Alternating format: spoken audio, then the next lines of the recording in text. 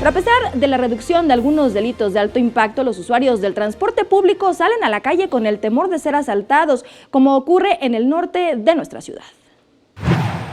Bolsas, carteras y celulares son los artículos más robados en el paradero de Indios Verdes. Una situación que inquieta y pone en incertidumbre a los usuarios del transporte público. Con muchos nervios porque se suben con armas. ¿Cómo es posible que un funcionario no ponga policía judicial discreta para detener toda esa delincuencia?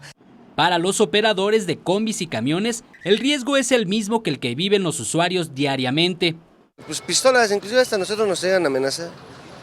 Les entregamos teléfono, marimba, lo que tenemos allá a la mano es lo primero que les damos. Aunque muchos tienen identificado el modus operandi de los delincuentes, nada pueden hacer para impedir ser víctimas.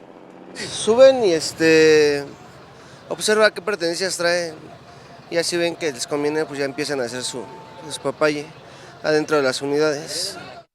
De acuerdo a los propios operadores, la zona de mayor incidencia de robos se registra sobre la carretera México-Pachuca, a la altura del sitio conocido como El Gallito.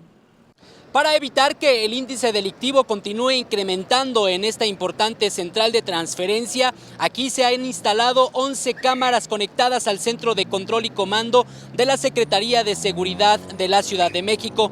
También se tienen 23 cámaras conectadas al organismo regulador de transporte. Con imágenes de Javier Cordero, Eric Pinto, 21 Noticias.